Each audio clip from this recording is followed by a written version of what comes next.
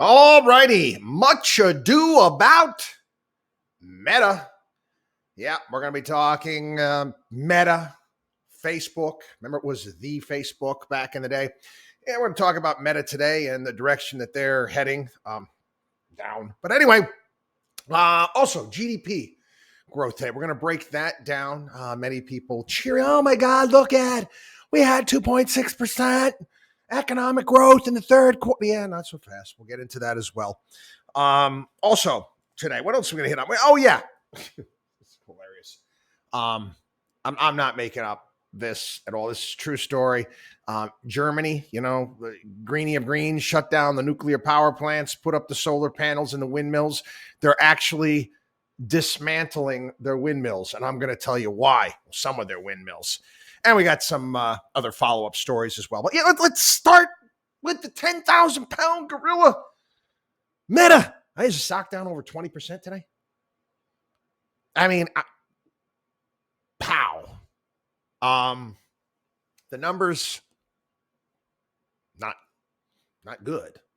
Again, I got to remind everybody that this company does print money. It is pulling in, tons and tons of cash. However, you're blowing a lot of it.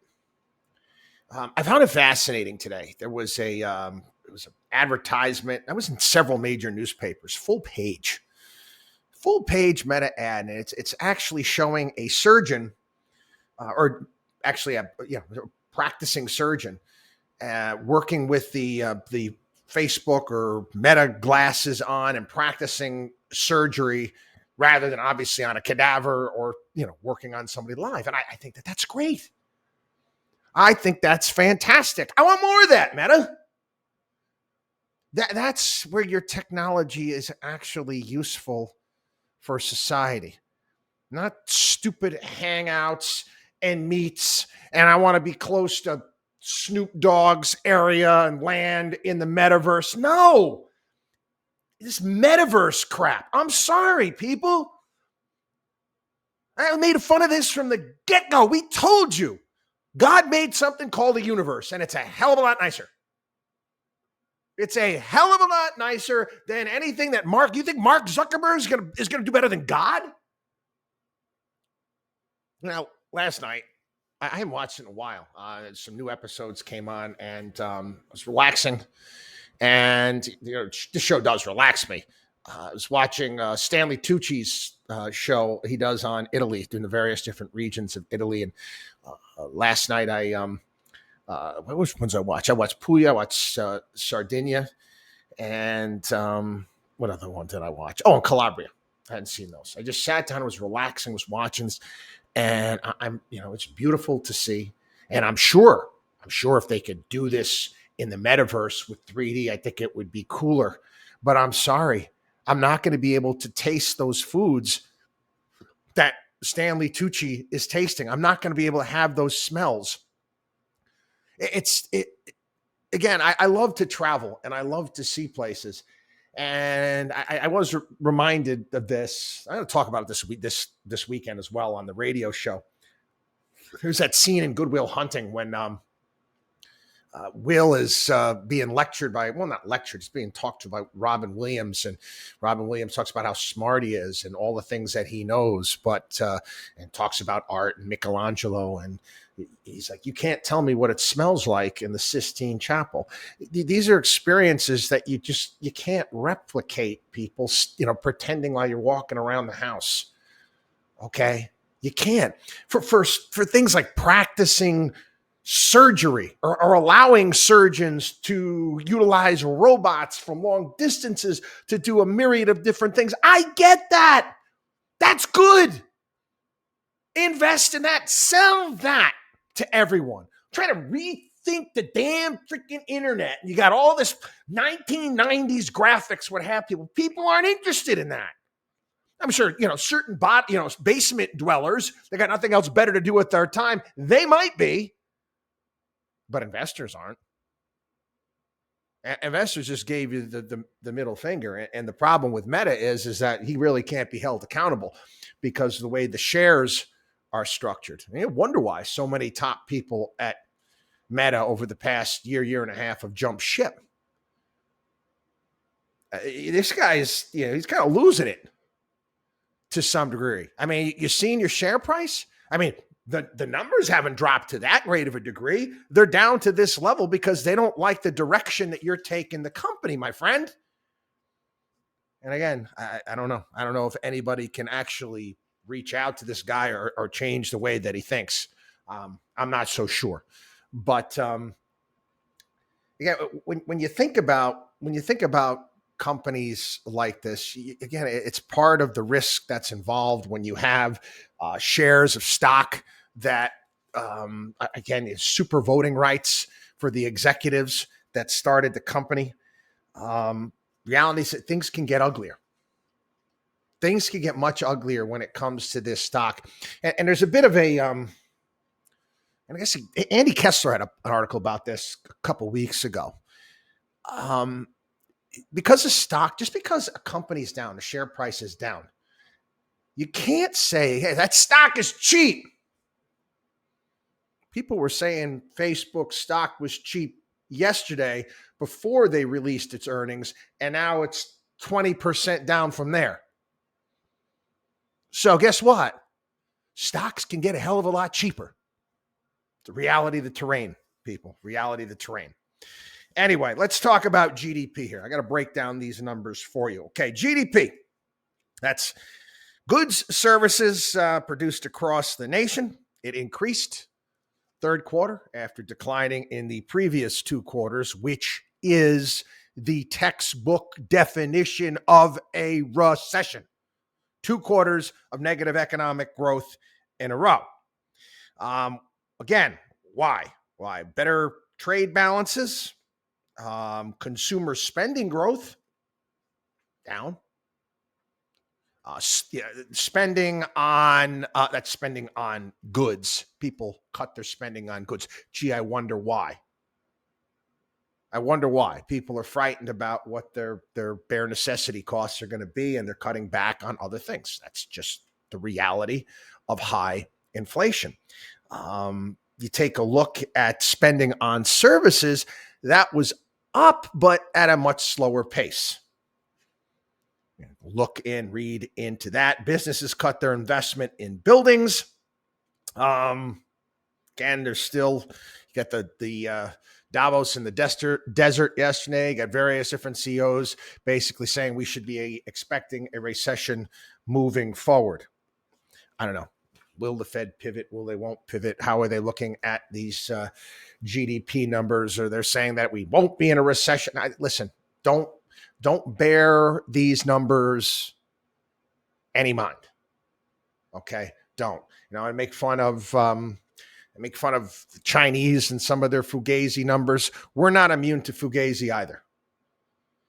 We're not immune to Fugazi either. This great song by the Eagles, Lion Eyes. Okay.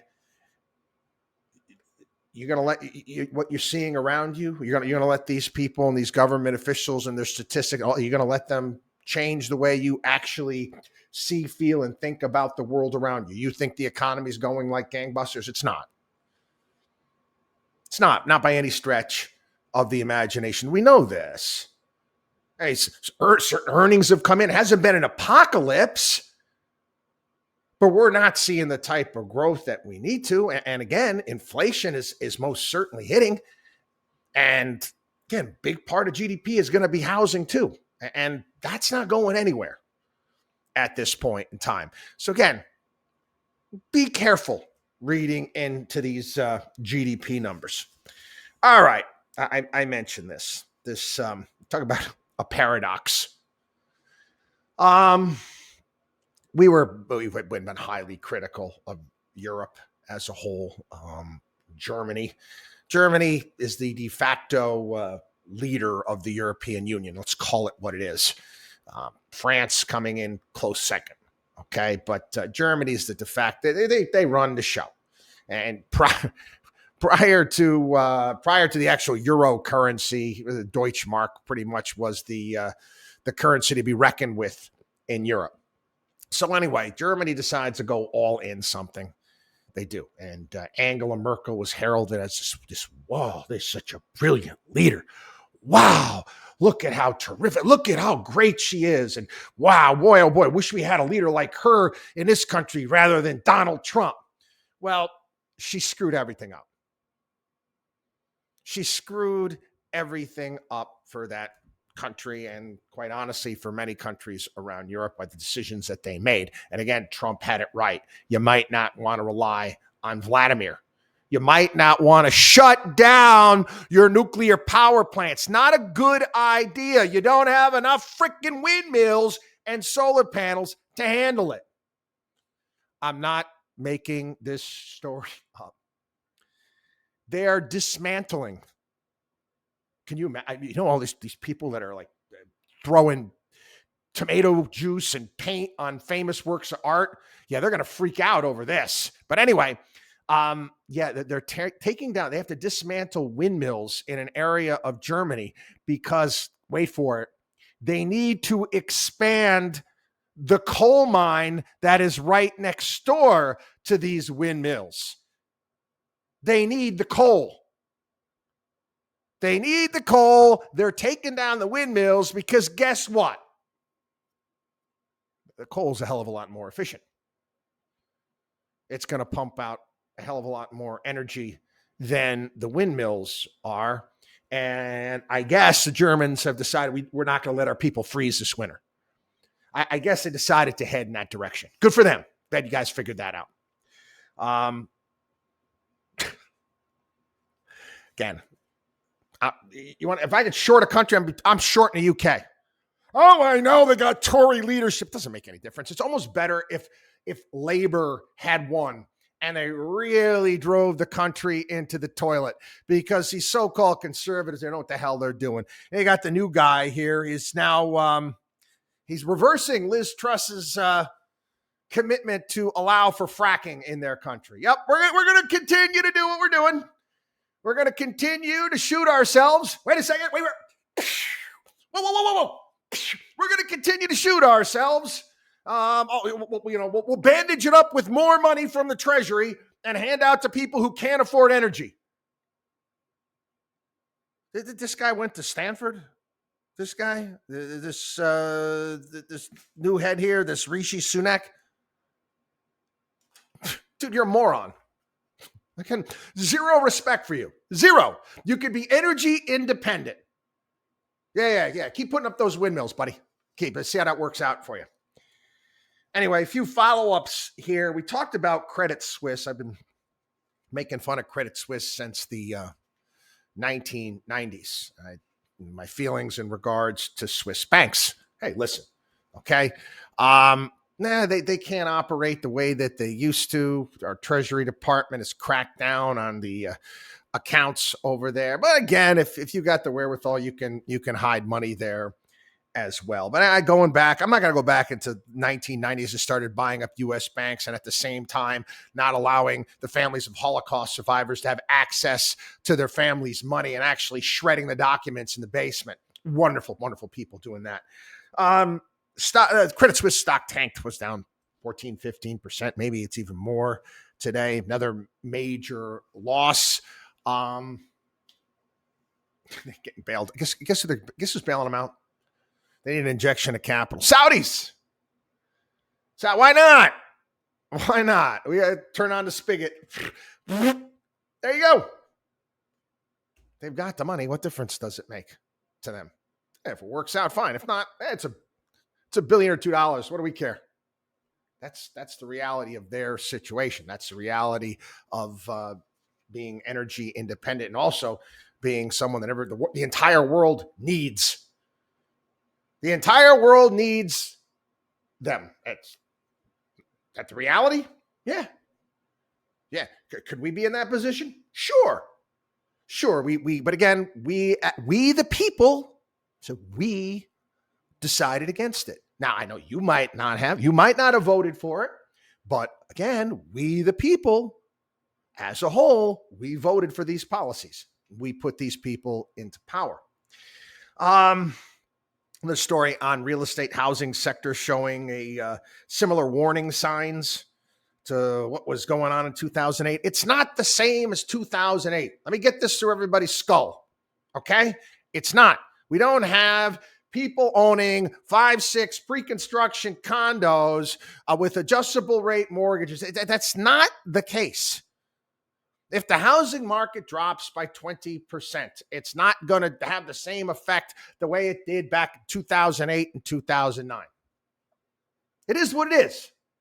And if it drops 20%, it drops 20%. Again, I mentioned this yesterday. The size of my house is not going to decrease by 20%.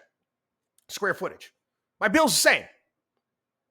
If you weren't smart enough, okay, I'm sorry. If you weren't smart enough to refinance to a fixed rate, 15-year, 30-year, 15-year, whatever it may be, a couple years ago when it was down to what, 2.5, 2.6, I don't know what to tell you. I really don't. I mean, it basically, I'm talking about it on the show. It's like, here goes free money. Okay? Here's your opportunity, pretty much free money at that rate. Yeah, another story here. It's an echo. It's Wall Street Journal articles written by this guy by the name of Mickey Levy. He's an economist at the Hoover Institute, and echoing what we've been talking about when it comes to China. They're falling into a trap right now. They are. Everything that got them to this position, again, they call it the Chinese miracle. The way that where was China back in the 1960s, 1970s compared to what it is today? The type of growth that they were able to put together. And again, they had their state-run companies that ran side by side. But they're moving away from that, which again, it's not going to bode well for them. It's just not. It's not going to bode well for them. You've got people that are in charge that, quite frankly, they're arrogant as arrogant can be, and they think that they're able to pull it off. It's the same way that liberals here in this country, like, oh, communism and socialism, if only we were doing it, it would work this time. I had told you that story about, I've told that before, I've written about it. I've always talked about it here on the program, the old Milton Friedman story. He's in China, 1960s. And he's got his little government minder, and he's looking at this government works project. I don't know, they're building a canal or something. I don't know, some government works projects. And he asks his little government minder, he's like, you've got all these people here, digging with shovels. Why not have tractors and, heavy earth moving machines and all of these things to make this thing go much quicker? And the government minder says, well, this is not so much a public works program, but this is a jobs program. Friedman paused and he said, well, okay, why don't you have them dig with spoons then? Again, that's basically communism, digging with spoons or digging ditches and then filling them back in. It's not going to work. Anyway, have a wonderful day, everybody. WatchDogOnWallStreet.com is our site. Become part of the Watchdog on Wall Street family. We'll see you.